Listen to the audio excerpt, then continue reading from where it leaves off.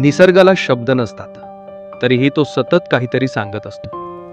पहाटेच्या धुक्यात श्वास घेणारं जंगल, वाऱ्यासोबत हलणारी पानं आणि न दिसणाऱ्या पावलांनी फिरणारा जीवसृष्टीचा प्रवास, या सगळ्याच्या मध्ये एक शांत उपस्थिती जाणवते.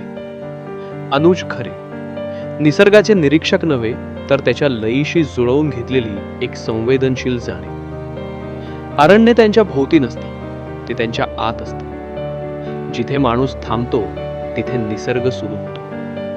आणि त्या सीमारेषेवर उभं राहून अनुज खरे निसर्गाला अंतर्मुख होऊन समजून घेतात. त्यांच्यासाठी वन्यजीवन म्हणजे दृश्य नाही, तर श्वास आहे. क्षणिक थरार नाही, तर हजारो वर्षांची गुपिते आहेत. हा प्रवास आहे अरण्याशी नातं जोडण्याचा, ऐकण्याचा, समजून घेण्याचा आणि निसर्गासमोर नम्र होण्याचा.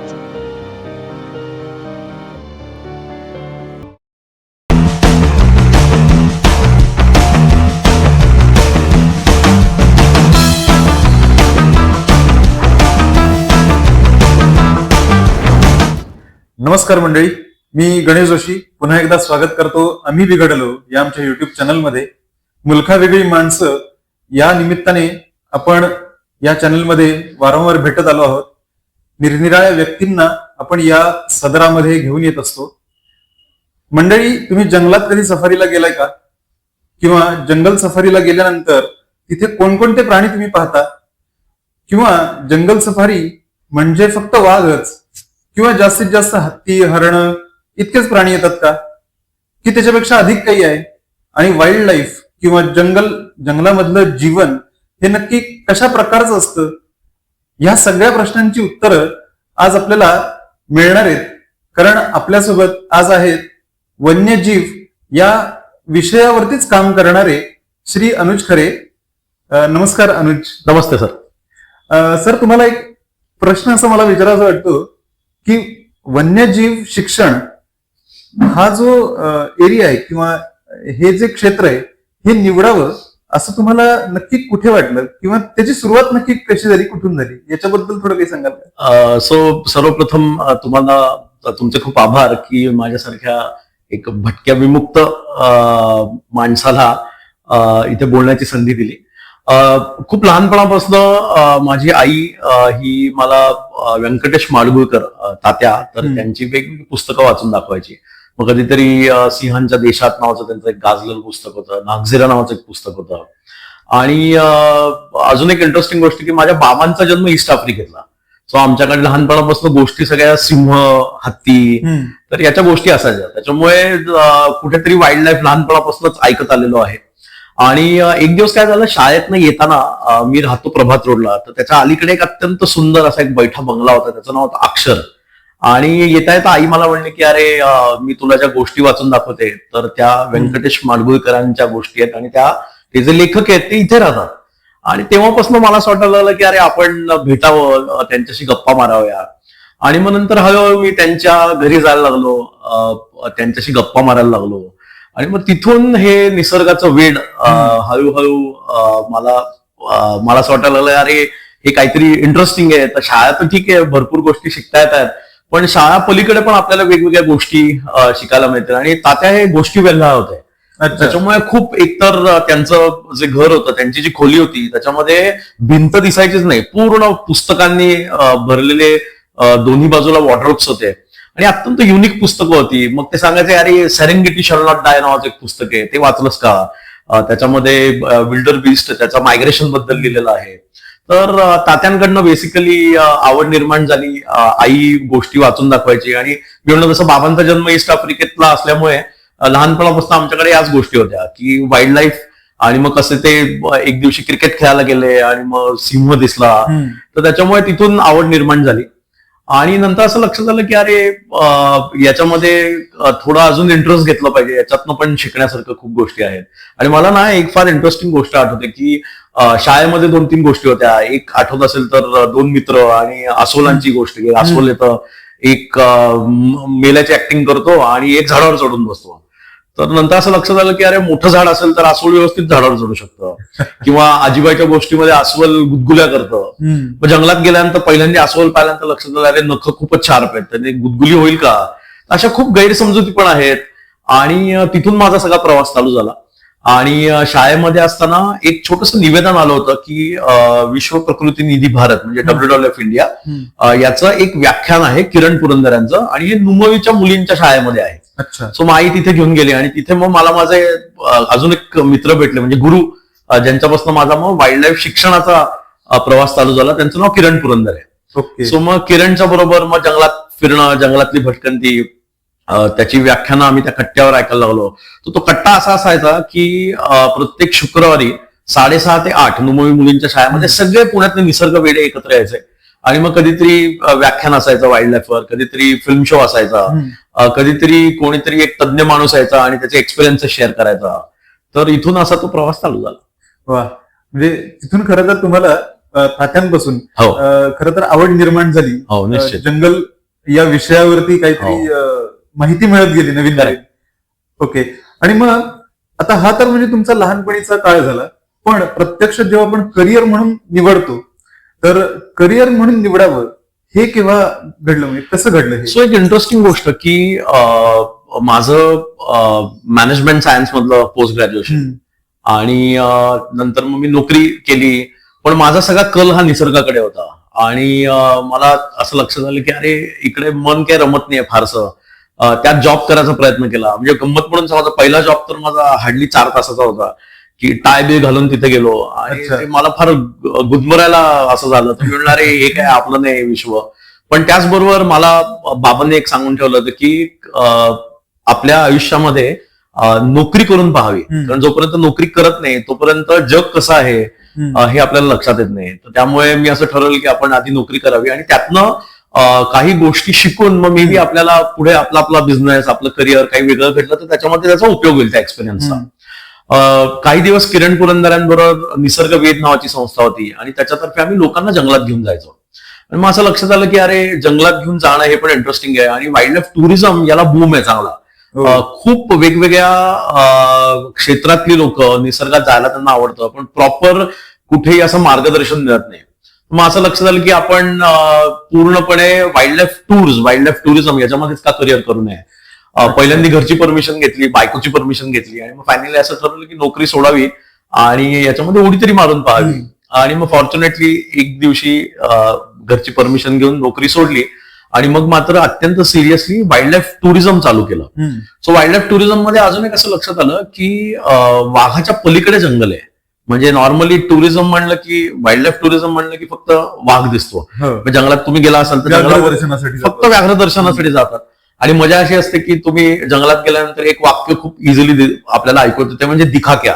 तो दिखाक्या ऑब्व्हियसली लोकांना सगळं जग म्हणत असतं की वाघ दिसला का. पण असं लक्षात आलं की याचं कुठेतरी ओरिएंटेशन बदललं पाहिजे, कारण वाघा व्यतिरिक्त पण वाईल्ड लाईफ खूप आहे. आणि मग असं लक्षात आलं की आपण थोडे असे टूर्स डिझाईन करू की ज्याच्यामध्ये वाघ हा फोकस नसावा.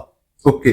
सो मग किरणने एक सुरुवात छान केली होती की जंगलात जायच्या आधी तो प्री कॅम्प एक मीटिंग घ्यायचा, पूर्व तयारी करून घ्यायचा की अरे जंगलात बाबांना फक्त वाघ दिसत नाही, वाघ दिसला तो बोनस आहे, पण त्याच्या व्यतिरिक्त इतके छोटे छोटे घटक आहेत निसर्गाचे. मग निसर्गामध्ये छोटे छोटे किडे आहेत तर ते पण किती इंटरेस्टिंग आहे. मुंग्या दिसतात त्याचं पण महत्व किती आहे. आपण ज्या लँडस्केपमध्ये फिरतोय तर तो लँडस्केप पण किती इंटरेस्टिंग आहे. आणि ही सगळी अन्नसाखळी आहे, तर ती अन्नसाखळी एकमेकांवर अवलंबून आहे. तर असं लक्षात आलं की अरे हे खूप इंटरेस्टिंग आहे आणि हे जर का आपल्याला लोकांपर्यंत पोहोचवायचं असेल तर त्याच्यासाठी एक संस्था पाहिजे, काहीतरी एक बॅनर पाहिजे. तर म्हणून मग आम्ही नेचर वॉक आउटडोअर्स आणि nature walk charitable trust, so अशा 2 संस्था बेसिकली आम्ही रजिस्टर केल्या. त्यातली एक जी होती ती फुल फ्लेश्ड कमर्शियल, की ज्याच्या अंडर आम्ही बेसिकली वाईल्ड लाईफ टूर्स घेऊन जायला लागलो. आणि या वाईल्ड लाईफ टूर्सचा मी म्हणलं तसं फोकस हा टायगर नाहीये. तर याच्यामध्ये जे काही दिसेल, वाघ दिसला तर हा एक ऍड ऑन बेनिफिट आहे, पण वाघा पलीकडचं जंगल हे आपण लोकांना दाखवू. आणि म्हणून वाईल्ड लाईफ टूर्स या अशाच आखल्या गेल्या की ज्याच्यामध्ये छोट्यातल्या छोट्या घटकांपासून त्याचं महत्व काय आहे निसर्गाला, म्हणजे त्या लोकांना पटवून देण्याचं काम आमच्या टूर्स मधून आम्ही करतो. आणि नंतर अजून एक असं लक्षात आलं की याच्यामध्ये लोकांना इंटरेस्ट असतो. तर पुण्यामध्ये काही प्रोग्राम प्रत्येकाला उठून जंगलात जाता येत नाही, पण आवड सगळ्यांना असते. तर म्हणून आम्ही किरणनी चालू केलं, कट्टा हा पण पॅरलली चालू केला. सो माझ्या करिअरच्या बाबतीत गंमत अशी झाली की एक कमर्शियल पार्ट की ज्याच्यामध्ये आम्ही वाईल्ड लाईफ टूर्स या आखत असतो आणि लोकांना घेऊन जात असतो.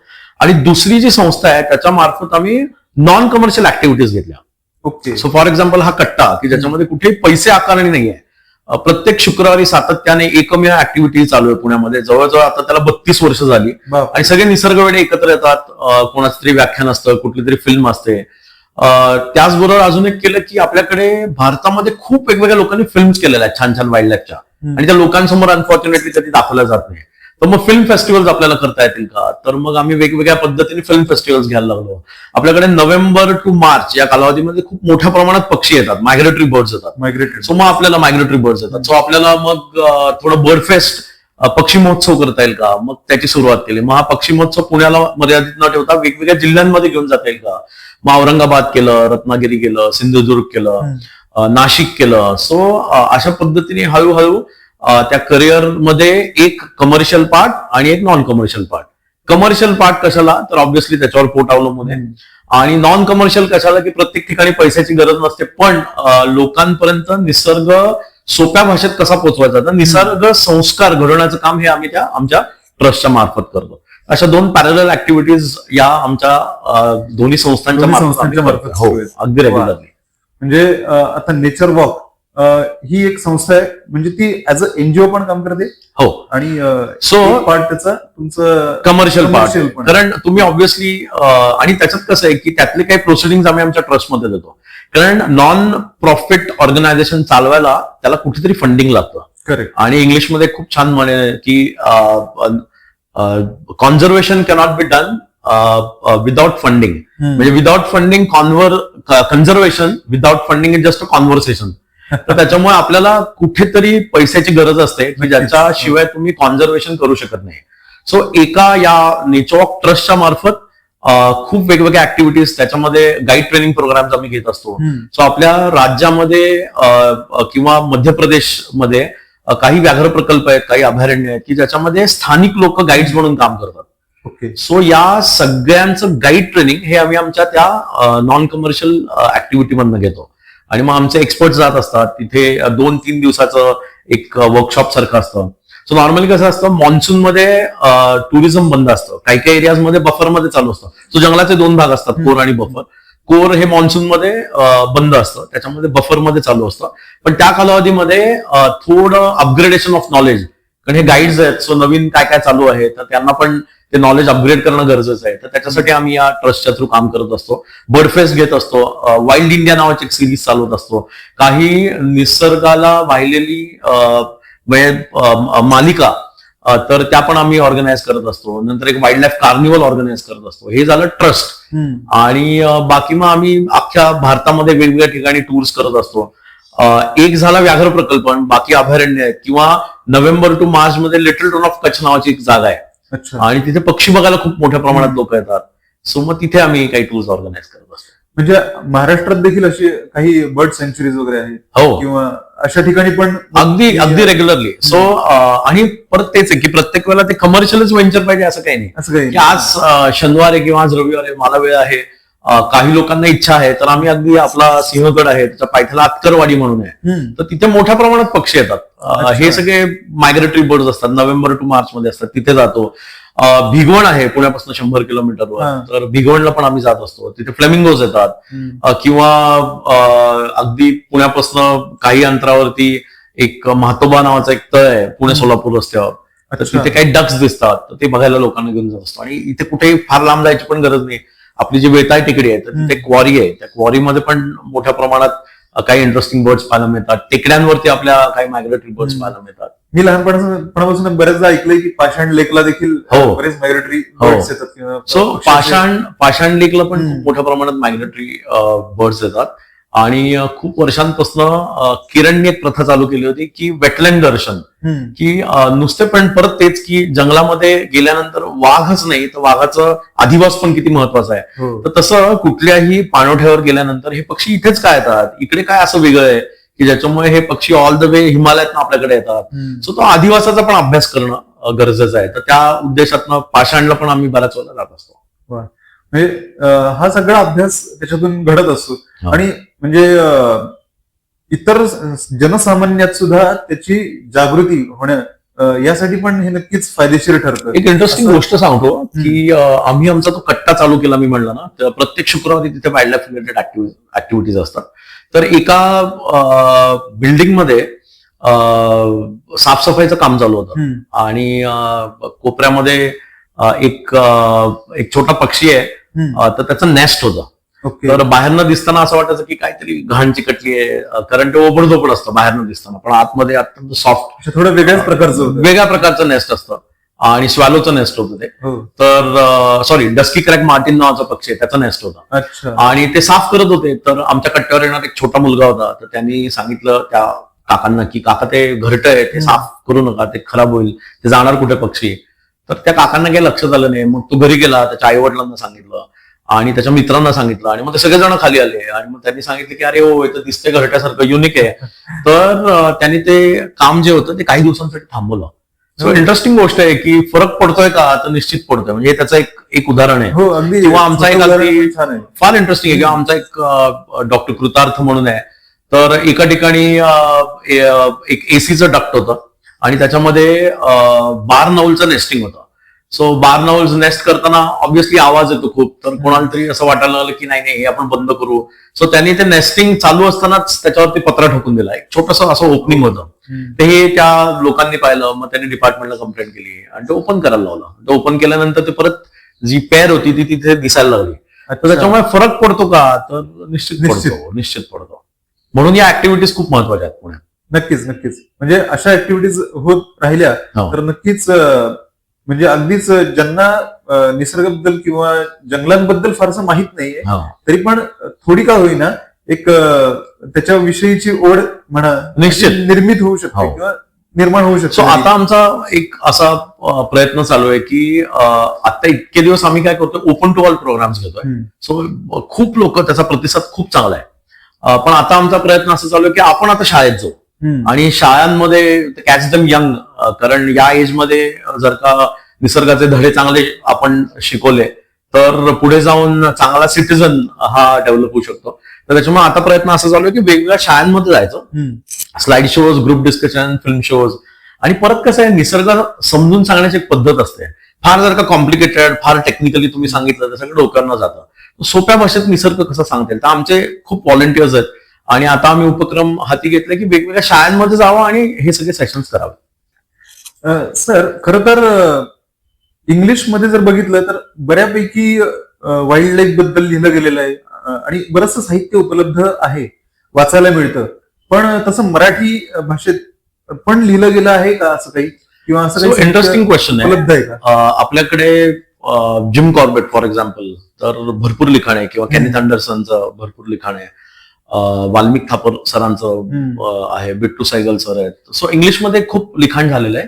त्या मानाने मराठीत खूप कमी लिहिलं गेलेलं आहे. पण अर्थात काही काही खूप महत्वाची लोक म्हणजे व्यंकटेश माडगुळकर, त्यांची पुस्तकं वाचल्यानंतर जंगल उभं राहतं सगळं. किंवा मारुती चित्तमपल्लींनी भरपूर लिखाण केलेलं आहे. आमचा मित्र एक अतुल धामणकर, तर त्याची पण खूप छान छान पुस्तकं आहेत. पण त्या मानाने जर का नंबर ऑफ बुक्स कम्पेअर केले तर खूप कमी आहेत. म्हणजे इंग्लिशमध्ये तुम्ही जर का बुक्स ऑन वाईल्ड लाईफ पाहिलं तर तुम्हाला खूप मोठी रेंज मिळेल. तर त्या मानाने मराठीतले टायटल्स खूप कमी आहेत. मी म्हटलं तसं की फील्ड गाईड्स तर फारच कमी आहेत. आणि फील्ड गाईड्स मध्ये आता मी म्हटलं तसं मी, राजीव आणि अमोल दामले असं प्रयत्न करतोय की मराठीतनं या लोकांना सोप्या भाषेत सायंटिफिकली करेक्ट डेटा कसा देता येईल म्हणून आम्ही काही गाईड्स तयार केली आहेत की जी काही फील्ड गाईड्स तयार केलेली आहेत की जी मराठीत आहेत आणि ती राज्यातल्या सर्व गाईड्सना आम्ही मोफत अवेलेबल करून देतोय. अच्छा. दुसरं, आपल्याकडे कितीतरी अशी लोक आहेत की जी वेगवेगळ्या क्षेत्रात काम करतात. मग एक इंटरेस्टिंग गोष्ट, एक नूतन म्हणून एक मैत्रिणी आमची की जी मुंग्यांवरती काम करते. आणि मुंग्यांचं आयुष्य कसं असतं, मुंग्यांचं टीम बिल्डिंग कसं असतं. सो मॅनेजमेंट शिकलोय तर मॅनेजमेंट प्रिन्सिपल्स असतात सगळे. United we stand, divided we fall, unity of directions, team work, motivation, leadership. So हे सगळं शिकल्यानंतर लक्षात आलं हे निसर्गाकडनंच घेतलेलं आहे सगळं. आणि या वेगवेगळ्या क्षेत्रात कामं करणारी लोक आहेत. सो त्यांनी खरं मराठीत लिहायला पाहिजे. लिहितात काही जण त्यातली. एक पंकज कोपरडे म्हणून आहे, तर तो आउल्स वरती पण काम करतो. आणि तो ड्रॅगन फ्लाईज जे असतात चतुर, त्याच्यावरती पण चांगला अभ्यास आहे. आपल्याकडे जंगलात गेल्यानंतर बुरशी दिसते वेगवेगळ्या ठिकाणी, वेगवेगळ्या प्रकारच्या वेगवेगळ्या जाती आहेत. तर त्याच्यावरती एक डॉक्टर किरण रणदिवे म्हणून आहे, तो काम करतोय. अच्छा. त्यानंतर डॉक्टर राहुल मराठे म्हणून आहे, तर तो प्लास्टिक खाणाऱ्या एका विशिष्ट किड्यावरती काम करतोय. काही आमचे मित्र आहेत जे वनस्पती, वेगवेगळ्या वनस्पतींवर काम करतायत. सो पुण्यामध्ये मुंगीपासून हत्तीवर काम करणारे लोक आहेत. फक्त याच्यावर थोडं अजून सामान्य माणसासाठी पण लिखाण करणं गरजेचं आहे. पुणे तिथे काय उणे बस बस बस, हे अगदी योग्य आहे. काही इंटरेस्टिंग संस्था पण आहेत की ज्या पुण्यामध्ये आहेत आणि खूप चांगलं काम करतायत. नंतर किशोर रेठे म्हणून BNHS डायरेक्टर आहेत, तर त्यांनी पण खूप लिखाण केलेलं आहे. पण अजून जास्ती लिखाण करणं गरजेचं आहे. आणि डॉक्टर सतीश पांडे म्हणून मुळात डॉक्टर, पण गुबडांवरचा खूप चांगला अभ्यास आहे आणि ते एक इंटरेस्टिंग गुबडांवरचं एक फेस्टिवल पण करतायत. सो अशी पण लोक आहेत की जी ज्या क्षेत्रात काम करतायत तर त्याच्याशी रिलेटेड वेगवेगळे प्रोग्राम्स रन करत असतात. उलूक नावाचं एक फेस्टिवल ते करतायत की ज्याच्यामध्ये गुबडांविषयी सगळं. तर असं एक फार युनिक फेस्टिवल होतं. म्हणजे त्याच्यामध्ये मग सामान्य लोकांना जे माहित असतं किंवा जे माहिती असते ती खरी असते किंवा खोटी असते कदाचित. करेक्ट. आपण त्यात मिथ्स म्हणतो. सो याच्यात एक गडबड काय असतं ना, याच्यात एक गडबड काय आहे की ललित साहित्य आणि शास्त्र याच्यामध्ये बरीच लोक गल्लत करतात. अच्छा. सो बऱ्याच वेळेला साहित्यिक पण विसरून जातात की अरे आपण जेव्हा सायन्स विषयी लिहित असतो तर तेव्हा ते कुठेतरी ऑथेंटिक पाहिजे. आणि काही अनरिअलिस्टिक गोष्टी पण वेगवेगळ्या लोकांनी लिहून ठेवलेल्या आहेत, त्याच्या खोलात नको जायला. पण जेव्हा तुम्ही लाईफ सायन्सेस बद्दल लिहिताय तर तेव्हा थोडं सायंटिफिकली करेक्ट लिहिणं जास्त गरजेचं आहे. अच्छा. म्हणजे लोकांपर्यंत खरी माहिती पोहोचवणं निश्चित, त्या माध्यमात निश्चित हे आवश्यक आहे. हो, कारण ते ललित साहित्य असेल तर ठीक आहे, मग त्याच्याविषयी काही आपलं दुमत नाही. पण तुम्ही जर का म्हणताय की हे मी पाहिलेलं आहे स्वतः, तर ते त्याचा डेटा हा योग्यच पाहिजे. ते महत्वाचं आहे, ते अधोरेखित करण्यासाठी. हो, 100%. आणि आता जसं तुम्ही म्हणालात की या क्षेत्रात वेगवेगळी लोक अत्यंत वेगवेगळं असं काम करत आहेत. कोणी स्पेसिफिकली मुंग्यांवरती काम करतात, फुलपाखरांवरती. एक जण मला माहितीये फुलपाखरांवरती काम करतो. पुण्यामध्ये अजून एक इंटरेस्टिंग गोष्ट की पुण्यामध्ये एक आपल्याकडे प्रमोद नारगोळकर म्हणून सर होते की ज्यांनी भारतातल्या सगळ्यात दुर्मिळ वनस्पती या कलेक्ट करून आपल्या सिंहगडच्या इथे त्यांचं सिपना नावाचं एक फार्म हाऊस आहे, तर तिथे त्या लावलेल्या आहेत आणि फारच युनिक आहेत. म्हणजे कुठेतरी अंदमानमध्ये दिसणारी एखादी वनस्पती जी इथे येऊ शकते, तर अशी वनस्पती हॅबिटॅट मध्ये जगू शकते. सो ते एक युनिक ओपन म्युझियम असल्यासारखं आहे. किंवा आपल्याकडे तुम्हाला श्रीकांत इंगळकर माहिती असतील तर त्यांनी बॉटनीचा अभ्यास चांगला केलाय. आपल्याकडे निलम कुमार खैरे सर्पतज्ञ आहेत की ज्यांनी सर्पांवरती प्रचंड काम केलेलं आहे. आपल्याकडे पूर्वी विद्या आत्रे म्हणून होती, तिने बिबट्यांवरती चांगलं काम केलं होतं, जो आता फार महत्वाचा विषय. सो असे वेगवेगळ्या विषयांवरती काम करणारी लोक पुण्यामध्ये आहेत. आणि मी म्हणलं तसं परत तेच की ते कामं तर खूप छान करतायत, सायंटिफिकली पेपर्स पण लिहितात, पण थोडं सामान्य माणसासाठी पण लिहिणं गरजेचं आहे. कारण कॉमन माणसाला जर का निसर्ग कळाला नाही तर कुठल्या तरी कॉन्झर्वेशन ड्राईव्ह मध्ये त्याला इन्व्हॉल्व्ह करणं अवघड जातं. जर का त्याला माहिती असेल की याचं महत्व काय आहे तर तो निश्चित त्याच्यामध्ये त्याचा सहभाग वाढू शकतो. डॉक्टर सचिन पुणेकर म्हणून एक आहे, तर त्यांनी पण वनस्पतीवर खूप चांगलं काम केलेलं आहे. सो अशी पुण्यात खूप डायव्हर्स लोक आहेत काम करणारे. आणि अर्थातच पुण्यात आणि महाराष्ट्रभरही बऱ्यापैकी ही लोक आहेत. तर माझा पुढचा प्रश्न असाच आहे की महाराष्ट्रात कोकण या क्षेत्रात वन्यजीवांवरतीच काम करणारे किंवा वन्यजीव शिक्षण या संदर्भात काम करणारे कैलासवासी निलेश बापट, हो, या व्यक्ती संदर्भात. सो फार इंटरेस्टिंग आहे. एक तर कोकणाचा उल्लेख आल्यानंतर निलेशचं नाव यायलाच पाहिजे. कारण मी जवळजवळ एक 20-22 वर्ष जास्तीच कदाचित निलेशला ओळखायचो आणि खूप चांगला निसर्ग प्रेमी होता, निसर्ग अभ्यासक होता आणि निसर्गासाठी नेहमी धडपड करायचा. सो मुळातला चिपळूण मधला. आणि त्याचं कार्यक्षेत्र जर का मला विचारलं तर ते सह्याद्री व्याघ्र प्रकल्प, चांदोली आणि कोयना. सो याच्यामध्ये प्रचंड फिरला, त्याचं नेटवर्किंग चांगलं होतं, वन विभागाला नेहमी मदत करायचा, अत्यंत चांगला डेटा की कुठल्या जंगलामध्ये काय काय दिसतंय, तिथे काय अडचण आली. बऱ्याच वेळेला तिथे असं व्हायचं की गावांमध्ये गवे शिरायचे आणि मग गव्यांना मारण्यासाठी लोक धावायची. मग निलेश पोचायचा, निलेश म्हणायचा नाही मारू नका, आपण जरा वेगळं काहीतरी उपाययोजना करू. किंवा बिबट्या विहिरीत पडलाय तर त्याला बाहेर कसं काढायचं, रेस्क्यू ऑपरेशन. सो निलेशचं खूप मेजर कॉन्ट्रीब्युशन होतं. आणि परत तेच आहे की सोप्या भाषेत निसर्ग समजून सांगणं हे निलेशनी कोकणामध्ये खूप मोठ्या प्रमाणात केलं. त्याची स्वतःची संस्था होती आणि निसर्ग सेवक नावाची संस्था होती आणि त्याच्या मार्फत त्यांनी हजारो लोकांपर्यंत निसर्ग पोहोचवण्याचं काम केलं. तो तिथे जनजागृतीचे प्रोग्राम्स घ्यायचा, वन विभागाबरोबर जंगलाच्या आतमध्ये खूप काम करायचा.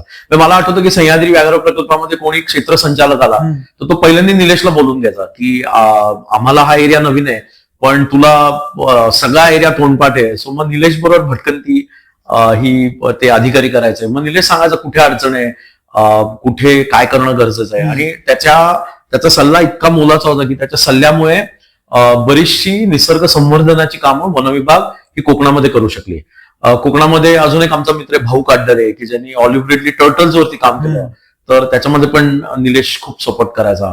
एक्झिबिशन्स असतील किंवा व्याख्यानं द्यायचं असेल किंवा सर्पमित्रांना एकत्र आणून साप वाचवणं हे लोकांपर्यंत पोहोचणं असेल, ती मोहीमच होती. आणि प्रचंड कष्टाळू माणूस, पूर्णपणे म्हणजे निसर्गात रमलेला माणूस जर का बघायचा असेल तर तो मला असं वाटतं निलेश होता.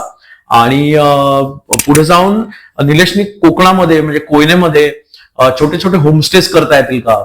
सो जे टुरिझम आता दुर्दैवाने सगळं वाघाच्या मागे धावतंय, तर ते तिथे रिसॉर्ट बेस्ड टुरिझम आहे. सो निसर्गामध्ये असताना लोकल लोकांना त्याचा कसा फायदा होईल याच्यासाठी निलेशने खूप प्रयत्न केले. आणि होमस्टेज डेव्हलप करता येतील का. या कोकणामध्ये सह्याद्री व्याघ्र प्रकल्पाच्या पेरिफेरीवरती काही गावं आहेत छोटी छोटी, सो तिथे कॅम्प्स लावता येतील का की ज्यातनं त्या लोकांना काहीतरी इन्कम मिळेल आणि निसर्ग पण वाचला जाईल. सो निलेश कोकणातलं निसर्ग संवर्धन जर का असं कोणी त्याच्याविषयी बोलत असेल तर मला असं वाटतं की निलेशचं नाव आल्याशिवाय ते व्याख्यान पण पूर्ण होणार नाही. पण प्रचंड काम केलं निलेशने, प्रचंड काम केलं. नक्कीच. म्हणजे त्यांच्या उल्लेखाशिवाय कोणतंही व्याख्यान म्हणा किंवा कोणतीही गोष्ट जिथे निसर्ग कोकणचा निसर्ग आहे तो पूर्णच होऊ शकत नाही, अजिबात नाही. म्हणजे कुठेही अगदी बिबट्या पडलाय आणि लोक मारायला उठले, सो पहिल्यांदा निलेश तिथे पोहोचणार आणि वनविभागाच्या टीमला घेऊन जाणार. वनविभागाला पण पटकन कोण हाताशी येत तर Nilesh Bapat one phone call हवे की निलेशला फोन केलं की बरं वनविभागाच्या गाडीसाठी पण तो थांबला नाही कधी, अपेक्षा काही नाही, स्वतःच्या खर्चातनं त्याच्याकडे एक एनफिल्ड होती किंवा टू व्हीलर घेऊन जायचा, त्याला प्रचंड आवडायचं आणि तो पहिल्यांदा वनविभागाच्या मदतीला तिथे पोहोचायचा. तर मला असं वाटतं की कुठलाही स्वार्थ नाही आणि कुठल्याही प्रकारची अपेक्षा नाही की अरे मी हे काम केल्यामुळे हे मिळेल, तर अत्यंत निरपेक्ष 100%. आणि अनफॉर्च्युनेटली तो गेला. तर मला असं वाटतं हे निसर्ग क्षेत्राला मोठं नुकसान आहे. अजून खूप त्याच्या डोक्यात कल्पना होत्या, पण फॉर्च्युनेटली त्याचे सगळे बाकीचे मित्र आता ते पूर्ण करण्यामध्ये व्यस्त आहेत. नक्कीच. तर थोडस त्यांचा विषय निघालाच निलेश बापट यांचा. आणि कोकण आणि निसर्ग या संदर्भात आता तुम्ही सांगितलं, विस्तारितच स्वरूपात सांगितलं, तर त्यांचा सन्मान करण्यासाठीच आता कोकणामध्ये एका दालनाला कला दालनाला त्यांचं नाव देण्यात येते. नक्कीच त्यांच्यासाठी तो वनविभागामध्ये जे चिपळूणला खूपच, आणि तिथे आतमध्ये त्यांनी फोटो एक्झिबिशन लावलंय, तिथे ऑडिओव्हिज्युअल हॉल केलेला आहे आणि ते खरं होणं गरजेचं आहे. आणि मला असं वाटतं ते प्रोसेसमध्ये आहे, मला अशी खात्री आहे, ते खरं तर व्हायलाच पाहिजे. हो, अगदीच. आता जसं पर्यावरण क्षेत्रात किंवा निसर्ग संवर्धन म्हणा किंवा वन्यजीव हे क्षेत्र आहे, याच्यात काम करणारी असंख्य मंडळी आहेत. फक्त त्यात काम करणारी मंडळी आहेत आणि त्याच्याबरोबर इतर क्षेत्रात काम करताना त्यामध्ये हातभार लावणारी मंडळी बरीच आहेत. तर अशा काही मंडळींची तुमची भेट झाली का कधी? तर काही आठवणी आहेत का? खूप इंटरेस्टिंग लोक आहे. अगदी महत्वाचं नाव जे पटकन डोळ्यासमोर येतं ते म्हणजे सयाजी शिंदे. सो सयादादा खूप मोठा कलाकार आहे, खूप मोठा नट आहे, पण निसर्ग संवर्धनासाठी दादा वेळ देशील का, तर एका हाकेत हो म्हणणारा माणूस आहे, एका शब्दावर. आणि मला असं वाटतं अशी लोक खूप कमी असतात. त्यांनी असंख्य झाडं लावलेली आहेत. तो वेगवेगळ्या ठिकाणी जिथे झाडांच्या अगेन्स्ट कुठेतरी आवाज उठवला जातो तिथे पहिल्यांदा हजर होतो आणि तो सांगतो की अरे हे कसं चुकीचं आहे.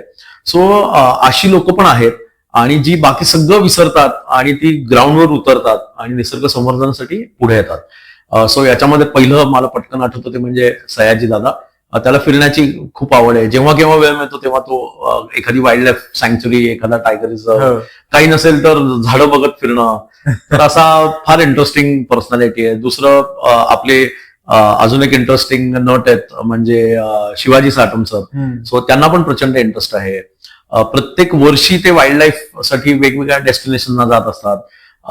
मला आठवतं रितेश देशमुखजी ज्यांनी लिहा, तर यांना पण वाईल्ड लाईफची खूप आवड आहे. ताडोबामध्ये त्यांच्याबरोबर जाण्याचा योग आला. तर यांना सगळ्यांना वाईल्ड लाईफची आवड आहे आणि वाईल्ड लाईफसाठी इव्हन रितेश दादांना मध्ये आम्ही रिक्वेस्ट केली की मी सांगणं की निसर्ग वाचवा आणि तुमच्यासारख्या माणसाने सांगणं, त्याच्यात वेगळा एक इफेक्ट पडतो. सो दादाला रिक्वेस्ट केली होती की एक छोटा व्हिडिओ मिळू शकेल की ज्याच्यामध्ये basically conserve nature, conserve wild life, तो लगेच मेसेज आला, व्हिडिओ मेसेज आला, तो व्हायरल केला. त्यानंतर सुयश टिळक आहे की तो पण मराठी मधला एक फेमस नट आहे. निसर्ग संवर्धनासाठी नेहमी ऍक्टिव्हली तो त्याच्यात पार्टिसिपेट करत असतो. किती इंडस्ट्रियलिस्ट सुयश टिळक यांचे मला वाटतं काही व्हिडिओज पण येतात. हो. सो तो स्वतः एक पॉडकास्ट घेतो आणि त्याच्यात परत तेच की वेगवेगळ्या क्षेत्रात कामं करणारी लोक जी पडद्याआड असतात तर त्यांना लोकांसमोर त्यांचं काम मांडण्याचं काम तो करत असतो.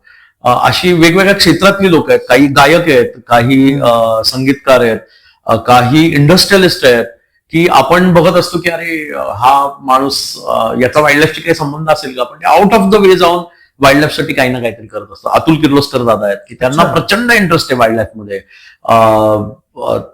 काही पॉलिटिकल लीडर्स पण आहेत. म्हणजे एक असं वाटतं की अरे पॉलिटिशियन्स हे निसर्गासाठी काही करतील की नाही, पण काही हटके पॉलिटिशियन्स आहेत की जे वाईल्ड लाईफ म्हणले की पहिल्यांदा धावत येतात आणि त्यांना ती तळमळ आहे, 100% आहे.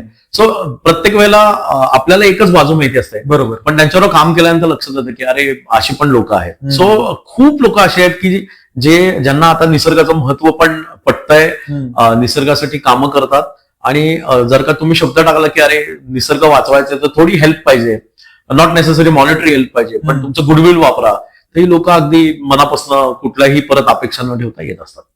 म्हणजे आहेत म्हणजे अशा वेगवेगळ्या क्षेत्रात काम करणारी माणसं दिग्गज आहेत, अशी माणसं देखील अगदी जोडली गेलेली असतात. मी म्हणलं ना की अगदी रिक्षा चालकांपासून एक रिक्षावाले काका आहेत तर त्यांना पण इंटरेस्ट आहे. आणि मध्ये कोविडच्या काळामध्ये आम्ही एक छोटंसं ड्राईव्ह घेतलं होतं की हे जे गाईड्स असतात तर ते फॉरेस्ट डिपार्टमेंटच्या मस्टरवर नसतात. सो तिथे जर का गाडी आत जंगलात गेली तरच त्यांना पैसे मिळतात. सो 2 वर्ष तर सिनॅरिओ खूप वाईट होता, एकही गाडी आत गेली नाही. सो आम्ही एक अपील केलं होतं की ज्यांना इंटरेस्ट असेल तर त्यांनी थोडं यांच्यासाठी हेल्प करावं. तर पहिलं डोनेशन एका रिक्षावाल्याने दिलं की हे माझ्यातर्फे. सो मला असं वाटतं की रिक्षावाले आहेत, पोलीस डिपार्टमेंटचे काही अधिकारी आहेत, मी म्हणलं तसं पॉलिटिशियन्स आहेत, ऍक्टर्स आहेत, इंडस्ट्रियलिस्ट आहेत, म्युझिशियन्स आहेत, असे वेगवेगळ्या क्षेत्रातली लोक फॉर्च्युनेटली वाईल्ड लाईफसाठी अजून तरी एकत्र येतात. खूपच म्हणजे आशादायक चित्र आहे हे. हो, निश्चित की वाईल्ड लाईफ साठी किंवा संपूर्ण निसर्ग वाचवण्यासाठी म्हणा किंवा कॉन्झर्वेशन जे आपण म्हणतो त्याच्यासाठी खूपच पॉझिटिव्ह असं हे चित्र आहे. नक्कीच. हे झालं आता माणसं भेटण्याचं, म्हणजे या क्षेत्रात काम करताना तुम्हाला असंख्य माणसं भेटली, प्राण्यांवर तर तुम्ही अभ्यास करता.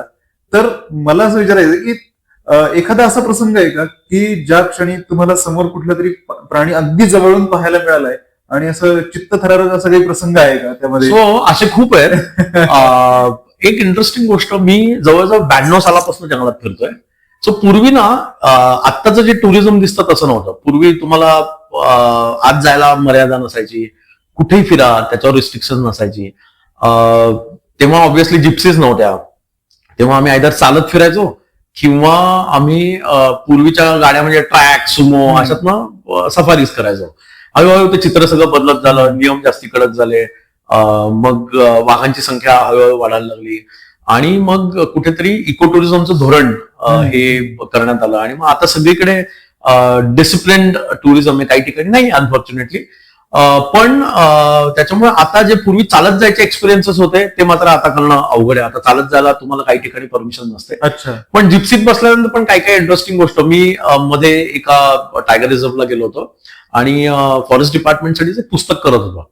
सो एक इंटरेस्टिंग गोष्ट म्हणजे एक टर्माइट माउंट होतं आणि म्हणजे वाळवीचं, आणि ते आतमधनं अस्वलाचं आवडतं खाद्य. तर अस्वल बसलं होतं आतमध्ये ते खोदत आणि साईडला 2 पिल्लं होती आणि आम्ही आमच्या दुर्बिणीतनं बघत होतो. अंतर होतं बरंच. अच्छा. आणि त्या दिवशी फॉर्च्युनेटली त्या एरियामध्ये फक्त आमची जिप्सी होती.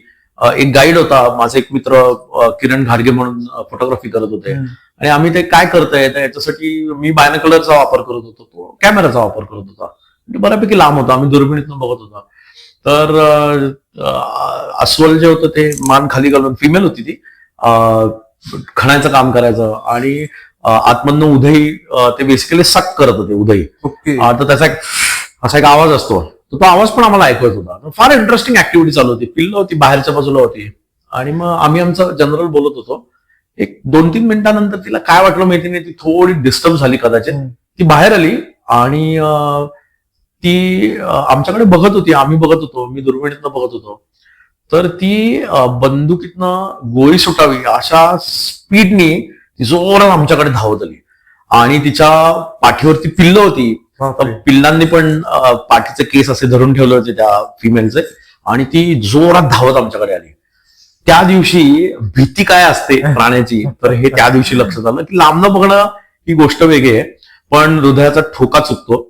आणि आम्हाला पटकन कळालं नाही काय करायचं. तर आमचा गाईड जोरात ओरडला. एका ठराविक डिस्टन्स पर्यंत आली, जे बऱ्यापैकी क्लोज डिस्टन्स होतं. आणि इमॅजिन करा की हिवाळा होता, बऱ्यापैकी गार होतं, पण घामाच्या धारा लागल्या होत्या. आणि ती थोडं म्हणजे बऱ्यापैकी जवळ आली, त्याला मॉक चार्ज म्हणतात. आणि तिने बेसिकली सांगितले लक्ष्मण रेषा क्रॉस करू नका. आणि नंतर ती परत वळाली आणि पिल्लं आणि ती मादी आमच्याकडे बघत होती. आणि गंमत अशी की मग परत आलो आम्ही, सगळेजण त्या धक्क्यातनं सावरत होतो, आम्ही लोकांशी बोलत होतो. एक गोष्ट आमच्या लक्षात आली की वेगवेगळ्या जंगलांमध्ये फिरताना बऱ्याच वेळेला आपल्याला असं वाटतं की कुठल्या प्राण्याची जास्ती भीती वाटत असेल या लोकांना, स्थानिक लोकांना, तर आपल्याला अपेक्षित तर असतं वाघ, कारण आपण वाघाच्या वेगवेगळ्या गोष्टी ऐकत असतो. पण तिथे सगळेजण अस्वलाला घाबरतात, कारण असं म्हणतात अत्यंत बेभरोशाचा प्राणी आहे, कारण त्याला नीट दिसत नाही, फारसं नीट ऐकू येत नाही, त्याच्यामुळे जे समोर येईल त्याच्यावर तो हल्ला करू शकतो. पण असा एक इंटरेस्टिंग एपिसोड. पण परत की त्यांनी फक्त आम्हाला सांगितलं की बाबा ही तुझी रेषा आहे, ती क्रॉस करू नका फक्त. सो इंटरेस्टिंग आहे. तर असं हा एक एपिसोड होता. नंतर एकदा काही वर्षांपूर्वी जेव्हा नागझिरा अभयारण्य होतं, व्याघ्र प्रकल्प नव्हता, तेव्हा काही ठिकाणी चालत जायची परमिशन मिळायची. सो एकदा संध्याकाळच्या वेळेला चालत असताना रूपचंद म्हणून आमचा एक मित्र होता, तर तो माझ्या समोर होता. माझ्या हातात एक टॉर्च होता, संध्याकाळ झाली होती, मागे आमचे काही कॅम्पर्स होते आणि चालत होतो. आणि चालत असताना अलार्म कॉल झाले. सो धोक्याची सूचना देणारा एक कॉल असतो. त्याच्यावरनं कळतं की कुठेतरी आयदर वाघ किंवा बिबट्या, तर याची हालचाल आहे कुठेतरी. म्हणून आम्ही सगळे थांबलो. तर उजवीकडनं एक स्पॉटेड डिअरचा कळप पळायला लागला आणि तो कळत होता, फक्त थोडं अंधार झाल्यामुळे फार क्लिअर दिसलं नाही. आणि उजवीकडनं ते सगळे स्पॉटेड डिअर्स डावीकडे पळाले. आम्ही 1-2 मिनिटं थांबलो, परत आम्ही टॉर्चच्या लाईटमध्ये चालत होतो. तर रूपचंद एकदम पुढे आला आणि त्यांनी माझ्या टॉर्चवरती हात ठेवला. मला म्हणलं दादा समोर टायगर चाललोय. गंमत अशी की अंधारामध्ये कळालं नाही, पण आम्ही चालत होतो आणि आमच्या काही अंतरावरती समोर टायगर चालत होता. सो परत एक इंटरेस्टिंग, पण परत तेच शिकण्यासारखं की टायगर इज अ जेंटलमन असं एक उच्चारलं जातं. वाघाला काही घेणं देणं नसतं. आपण म्हणजे माणूस एकदम काहीच फारसं काही महत्व नसतं त्याला, म्हणजे वाघाच्या दृष्टीने तो त्याच्या चालीने चालला होता. पण मात्र त्या दिवशी परत की भीती काय असते हे आमच्या लक्षात आलं. काही अंतरावरती फक्त, पण त्यांनी पाहिलं पण नाही. तो त्याच्या धुंदीत चालत होता. एका लेखकाने खूप छान उल्लेख केलाय की स्वतःच्या पावलाने भूमी जिंकत जाणार प्राणी. सो तो जात असताना वेगवेगळे जनावर अलार्म कॉल सलामी देत होते त्याला. आणि सो ती जंगलातली एक मजा असते. तो वाघ बघितल्यावरच मजा येते असं काही नाही, पण त्याचं अस्तित्व हे आपल्याला वेगळा एक अनुभव मिळतो. सो जंगल पाहणं एक भाग असतो, जंगल ऐकणं, जंगल अनुभवणं, तर हे पण एक फार इंटरेस्टिंग मजा असते. फार सुंदर अनुभव सांगितला तुम्ही, म्हणजे अगदी चित्त थरारक जसं म्हटलं तर तसाच हा एक अनुभव होता. ह्या व्यतिरिक्त तुम्ही काही लिखाण देखील केलंय, की म्हणजे मगाशी आपण जसं बोलत होतो की काही पुस्तकं मराठीत आली आहेत की नाही, किंवा कसं आता होतंय. सो आम्ही तुम्ही देखील एक लिहिलंय त्याच्यामध्ये. हो, तर मी म्हणलं तसं मी 92 सालापासून वेगवेगळ्या जंगलांमध्ये फिरतोय. आणि थोडा फायदा असा की पूर्वी एवढे नियम कडक नव्हते, चालत जायची परमिशन होती, तर तेव्हा आलेले अनुभव हे एका पुस्तकाच्या स्वरूपात आलेले आहेत.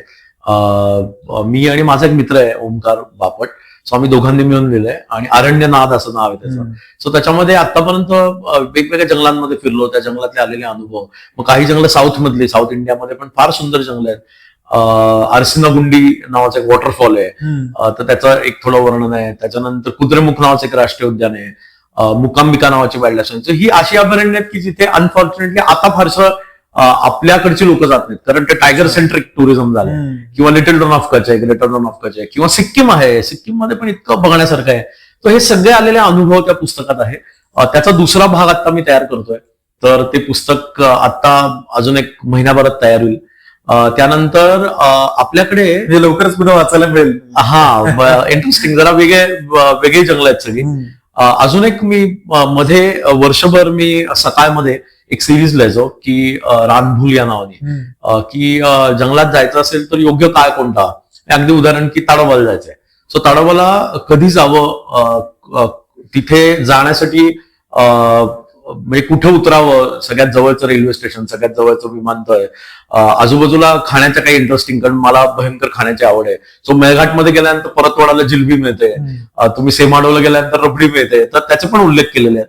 नंतर तिथे काही स्पेसिफिक गोष्टी आहेत का, उदाहरण मेळघाट नावाचा व्याघ्र प्रकल्प आहे, तर तिथे गेल्यानंतर काय बघण्यासारखं आहे, तर भारतातलं रादर जगातलं सगळ्यात दुर्मिळ घुबड हे तिथे मिळतं, त्याचं नाव फॉरेस्ट आउलेट. सो ते बघावं, राहायचं कुठे, राहण्याची सोय कुठे आहे, आणि हे सगळं करत असताना याचं बुकिंग कुठे होतं. सो तुम्ही जर का आता गुगल केलं की booking of safaris in Rajasthan, Ranthambore, तर खूप वेगवेगळ्या तुम्हाला वेबसाईट मिळतात आणि मग तुम्ही कन्फ्युज होता. त्या प्रायव्हेट काही लोकांच्या असतात. सो ऑफिशियल ऑथराइज वेबसाईट कुठली आहे हे त्या पुस्तकामध्ये दिलेलं आहे. तिथे गेल्यानंतर तिथे जायचं कसं, त्या अभयारण्याबद्दल थोडक्यात काय बघायचं, तिथे कुठल्या प्रकारचं जंगल आहे, पक्षी कुठले आहेत, प्राणी कुठले आहेत. मी म्हणलं जसं की काही स्पेसिफिक गोष्टी आहेत. उदाहरण तुम्ही जर का पन्ना व्याघ्र प्रकल्पाला गेलात तर पन्नापासून जवळ खजुराव आहे. सो जवळच्या काही गोष्टी ज्या बघण्यासारख्या आहेत ते बघता असं 50 अभयारण्यांवरती लिहिलेलं 7 रानवाटांचे नावाचं पुस्तक आहे. सो त्याचा पण दुसरा पार्ट आहे. ते एक हँडबुक म्हणू शकतो आपण. हँडबुक मराठीतलं एक छोटंसं मॅन्युअल असं तयार केलेलं आहे. वा, खूपच सुंदर, अगदी वाचण्यासारखी पुस्तक आहे. इंटरेस्टिंग आहे. वा. आता जसं आपण व्याघ्र प्रकल्प याबद्दल पण तुम्ही उल्लेख केलात, मेळघाटचा व्याघ्र प्रकल्प आहे, तर ही व्याघ्र प्रकल्प ही संकल्पनाच मुळात कुठून आली, कशी आली? सो 1972च्या आधी खूप मोठ्या प्रमाणात शिकारी व्हायच्या आणि थँक्स टू इंदिराजी गांधी, तर त्यांनी पुढाकार घेऊन 1972चा वन्यजीव कायदा आणला आणि वाईल्ड लाईफ प्रोटेक्शन ऍक्ट, आणि नंतर शिकारी ज्या होत्या तर त्याच्यावरती रोक आली, निर्बंध आणले. आणि त्यानंतर 1973 साली वाघांच्या संवर्धनासाठी व्याघ्र प्रकल्प घोषित केला, ज्याच्यामध्ये पहिल्यांदा 9 व्याघ्र प्रकल्पांचा समावेश होता. आणि 9 पासून आता सद्यस्थितीमध्ये साधारण 58 व्याघ्र प्रकल्प आहेत. सो आपल्याकडे व्याघ्र प्रकल्प, राष्ट्रीय उद्यानं, त्याच्यानंतर अभयारण्य, नंतर कॉन्झर्वेशन रिझर्व्ह, कम्युनिटी रिझर्व्ह, अशा वेगवेगळ्या प्रोटेक्टेड एरियाच्या अंडर आपण या जागा ज्या आहेत यांना प्रोटेक्शन देण्यात आलं. आता फक्त एक गडबड काय होती की वाघांची संख्या कमी होत होती. सो इंदिराजींनी पुढाकार घेऊन व्याघ्र प्रकल्प घोषित केले. हळूहळू वाघांची शिकार थांबली, कॉन्झर्वेशन ड्राईव्ह वेगवेगळ्या पद्धतीने घेण्यात आले, वेगवेगळ्या पॉलिसीज इम्प्लिमेंट केल्या, वेगवेगळे कायदे आणले, वेगवेगळे नियम आणून वेगवेगळ्या एरियाज, नवीन व्याघ्र प्रकल्प घोषित केले. आता गंमत काय झाली की हळूहळू टायगर पॉप्युलेशन वाढायला लागलं आणि दुर्दैवाने तेवढं लँडस्केप नाही वाढत आहे. म्हणजे जमीन कशी वाढवणार ना आपण, फॉरेस्ट खाली जी जमीन होती बरोबर, तर ती अनफॉर्च्युनेटली काही ठिकाणी डायव्हर्ट केली की इंडस्ट्रियलायझेशनसाठी द्या. सो वाघांची संख्या वाढतीये पण त्याला लागण्याची जागा वाढत नाहीये. आणि टायगर हा असा प्राणी तो टेरिटोरियल आहे, सो त्याला स्वतःची हद्द घोषित करण्याची गरज असते. आणि मग हे जे स्पिलओव्हर पॉप्युलेशन असतं ते अनफॉर्च्युनेटली मग त्या जंगलाची कॅपॅसिटी फुल झाली की जंगलाच्या आजूबाजूला गावं जी असतात तर त्याच्यामध्ये घुसायला लागतात आणि मग मॅन अॅनिमल कॉन्फ्लिक्ट वाढायला लागतो. सो आता शासनाचा एक प्रयत्न खूप छान चालू आहे डिपार्टमेंटचा, की जिथे टायगर पॉप्युलेशन खूप जास्ती आहे, जिथे उपद्रव खूप होतोय, तर तिथून काही टायगर्स हे पकडायचे आणि हे रिलोकेट करायचंय. सो आपण आतापर्यंत काय ऐकत होतो, व्याघ्र प्रकल्प घोषित केला त्यातल्या गावांचं रिलोकेशन करा, तर आता हे आपण ऍक्च्युअली वाईल्ड लाईफचं रिलोकेशन करतोय. सो उदाहरण की आपल्याकडे चंद्रपूर जिल्ह्यामध्ये खूप मोठ्या प्रमाणात टायगर पॉप्युलेशन आहे.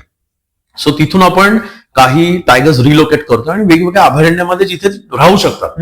सो याच्यामध्ये ऑब्व्हियसली सायंटिफिक प्रोसेस असतो की आज मी इथे पकडला आणि लॉ कॉलेजच्या टेकडीवर सोडला, तर तसं नाही झालं. हा. सो त्याला लागणारं खाद्य आहे का, त्याला लागणारी जागा तेवढी आहे का, तो सुरक्षित राहील का. सो त्याला पहिल्यांदा कॉलर केलं जातं, त्याच्यावर मॉनिटरिंग केलं जातं.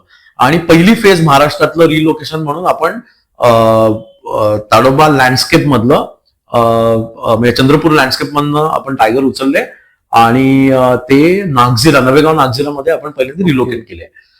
त्यातनं एक टायगरेस मला असं वाटतं परत तिथून, ती कॅट फॅमिली आहे, ती हळूहळू जिथं सोडलं त्या बाजूला परत चालायला, म्हणजे ती हळूहळू परत जाते. एक टायगरेस मात्र तिथे सेटल झाली.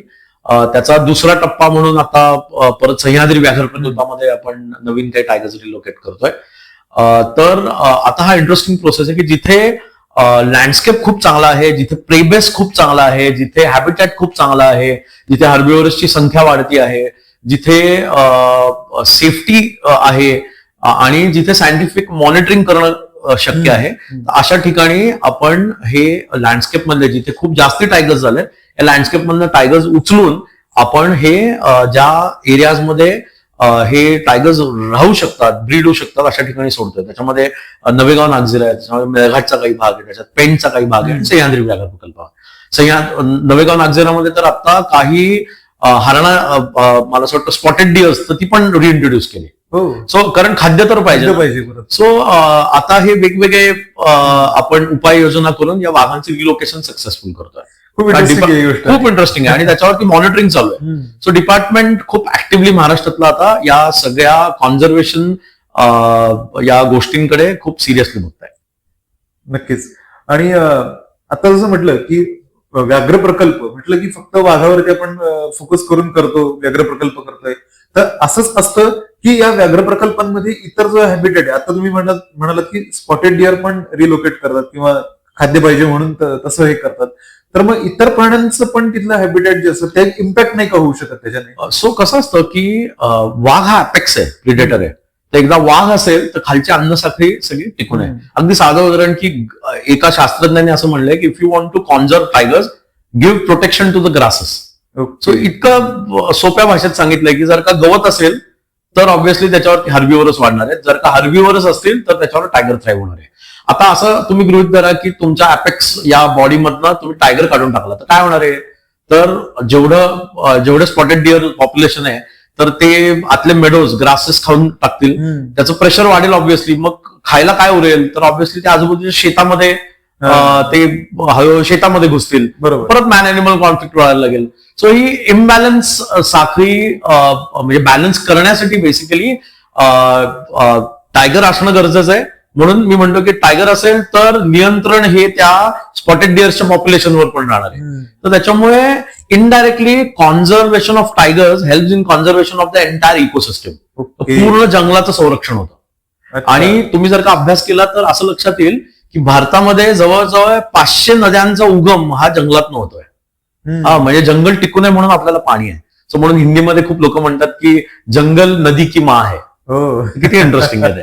सो ही सगळी अन्नसाखळी आहे. सो वाघ वाचवायचा म्हणजे फक्त वाघच नाही वाचवत, म्हणजे आपल्याला वाघाच्या मागे बंदूक ठेवून माणूस प्रत्येक वेळेला गाड जाऊ शकतो का नाही, तर ती सगळी अन्नसाखळी, सगळी इकोसिस्टम ही आपल्याला कॉन्झर्व करणं गरजेचं आहे. करेक्ट. ओके. आता पुन्हा एक मुद्दा जो आता ज्वलंत मुद्दा आहे खूपच, बिबट्या. आता सध्या खूपच प्रकरण गाजतंय ते, किंवा बऱ्याच ठिकाणी आपण ऐकतोय की हल्ले होतात बिबट्यांचे मानवी वस्तींवरती, त्याचा मोठ्या प्रमाणावर परिणाम होतोय. आणि आता त्याचीच दुसरी बाजू असं म्हणू शकतो की पुण्यात जर आपण बघितलं की आज बिबट्या इकडे दिसला, उद्या तिकडे दिसला, अशा काही न्यूज येतात. न्यूज इन द सेन्स ते सोशल मीडियावरती व्हायरल होत आहे. तर ह्याच्याकडे तुम्ही कसं बघता? सो इंटरेस्टिंग आहे. हा प्रॉब्लेम काही वर्षांपूर्वी पुणे जिल्ह्यामध्ये होता. आणि मी पुणे जिल्हा म्हणतोय तेव्हा हा मेजरली जुन्नर, आळेफाटा किंवा ओझर याच्या आजूबाजूला खूप मोठ्या प्रमाणात होता, कारण शुगर केन आहे तिथे, सगळा ऊस आहे आणि ऊसामध्ये लेपर्ड्स पटकन ब्रीड होतात. हल्ल्यांची संख्या त्यावेळेला पण होती. आता दुर्दैवाने परत वाढलेली आहे. पॉप्युलेशन वाढते निश्चित आहे. त्याच्यासाठी उपाययोजनासाठी वेगवेगळे एक्सपर्ट्सचा गायडन्स आपण घेतोय. फक्त या सगळ्यामध्ये एक मेजर इश्यू आहे की उपाययोजना करण्यासाठी आपल्याकडे मुळात बेस डेटा पाहिजे की किती लेपर्ड्स आहेत, की पिंजरे लावा, पिंजरे पकडा किंवा मारा. तर मला असं वाटतं हे खूप एक्स्ट्रीम झालं. म्हणजे जिथे कंट्रोलच्या बाहेर आहे तिथे ऑब्व्हियसली आपल्याला हे करणं गरजेचं आहे. पण पकडा म्हणल्यानंतर किती पिंजरे लावायचे, किती लेपर्ड्स आहेत तुमच्याकडे. तर पहिल्यांदा आता पुणे डिव्हिजनच्या मार्फत आपण आउटसाइड प्रोटेक्टेड एरिया म्हणजे आउटसाइड फॉरेस्ट एरिया या लेपर्ड्सचं सेन्सस घेतोय कॅमेरा ट्रॅप्स मार्फत. सो एकदा आपल्याकडे डेटा आला की मग आपल्याला नक्की कळू शकेल की याच्यावर काय उपाययोजना आहे. तोपर्यंत तसं सांगणं अवघड आहे. आणि पुण्याच्या अगदी औंधला दिसतोय, इकडे दिसतोय. तर त्याच्यामध्ये गंमत अशी की मोस्ट ऑफ द लेपर्ड्स असतील, मी असं म्हणत नाही की काहीच नाही आहेत, पण मोस्ट ऑफ द लेपर्डचे जे इमेजेस येतात ते सगळे AI जनरेटेड लेपर्ड्स आहेत. आणि त्याच्यासाठी काय आपण करणार, म्हणजे त्याला नागरिकांनी असं घाबरण्याचं नाही, काही गरज नाहीये. आणि आपल्याकडे fortunately forest department Pune division अत्यंत वेल इक्विप्ड आहे. सगळे अधिकारी अत्यंत चांगले आहेत. पुण्यामध्ये एक रेस्क्यू नावाची एक ऑर्गनायझेशन आहे, तर ती पण खूप चांगलं काम करते. त्यांचे पण जे काही वर्कफोर्स आहे तर तो या सगळ्याच्या मागे. गंमत काय होते, AI जनरेटेड असेल की दुर्दैवाने सगळा फोर्स त्याच्या मागे लागतो आणि मग नंतर लक्षात येतं की अरे हे तर फुसकं आहे, याच्यात काहीच नाहीये. आणि जिथे खरं लक्ष दिलं पाहिजे मग तिकडचे एफर्ट्स थोडे कुठेतरी डायल्यूट होतात. सो हा लेपर्ड प्रॉब्लेम आहे, हा कोणी डिनाय करत नाहीये. आणि दुर्दैवाने तो या जुन्नर आणि त्या परिसरात अत्यंत पीकला आहे. फक्त मी म्हणलं तसं उपाययोजना काय, तर पकडा असं म्हणणं ठीक आहे, पण ते पकडणं पण अवघड आहे. ते भयंकर स्मार्ट असतात लेपर्ड. त्याच्यामुळे पिंजरा लावलाय आणि सहज तो पिंजऱ्यात येऊन बसलाय असं होत नाही. याचा मी म्हणलं तसं पहिलंही फेज म्हणजे आता ते डेटा गोळा करतात. एकदा डेटा हातात आला की मग आपल्याला नक्की काय करणं शक्य आहे तर याच्याविषयी आपल्याला बोलता येईल. सो आता याच्यावर कुठलंही भाष्य करणं जर अवघड आहे. अच्छा, म्हणजे आता पण महत्वाचं हेच आहे की जे कोणी इमेजेस हे करतायत, AI जनरेटेड इमेजेस पसरवतायत किंवा यांच्यावर तो गुन्हे दाखल करायला पाहिजे आणि यांना आत टाकलं पाहिजे, हे महत्वाचं. सो एक मध्ये तुम्ही पाहिलं असेल की पेंच मधली एक कोणीतरी क्लिप टाकली होती की एक माणूस बसलाय फॉरेस्ट डिपार्टमेंटच्या बाहेर, एक टायगर येतो आणि तो त्याला पकडून घेऊन जातो. सो असं कधी घडत नाही. आणि मुळात माणूस हा त्या वाघाच्या मेनू कार्डवरच नसतो, त्या जंगलात खायला इतकं असतं.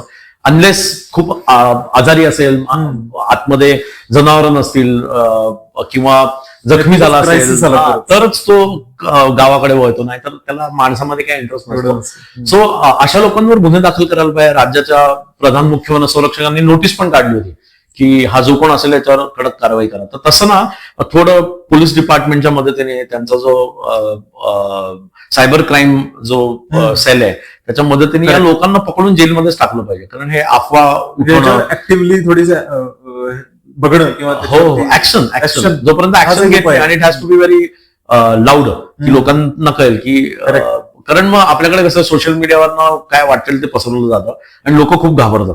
म्हणजे अगदी परवा मला कोणीतरी फोन केलं की मी सकाळी पहाटे चालायला जातो प्रभात रोडवरनं, तर मी चालणं कितपत रिस्की आहे. म्हणलं प्रभात रोड काय बिंदास चला, म्हणलं लॉ कॉलेजचा रोड क्रॉस करणं हे जास्ती डेंजरस आहे बिबट्याच्या किंवा जंगलातनं चालण्यापेक्षा. तर मला असं वाटतं की ते सोशल मीडियाचे प्रॉब्लेम आहेत सगळे. पण प्रॉब्लेम आहे का, तर निश्चित आहे. आणि तो तसा सिरियस आहे का, तर जुन्नर आणि त्या परिसरात बऱ्याच प्रमाणात सिरियस आहे. फक्त याच्यावर उपाययोजना ठोस काय तर तो थोडा अभ्यासाचा विषय, आणि त्याच्यावर सगळे तज्ञ लोक आपापली मतं मांडतात. नक्कीच खूप सुंदर चर्चा झाली आपली या सगळ्या विषयावरती. वाईल्ड लाईफ एकंदरीत काय असतं किंवा वाईल्ड लाईफ कडे बघण्याचा आपला दृष्टिकोन जो आहे तो नक्कीच जे कोणी आता पॉडकास्ट बघतील आपला याच्यातनं नक्कीच त्यांना एक दृष्टिकोन मिळेल वेगळा याच्यातून, अशी आशा करतो.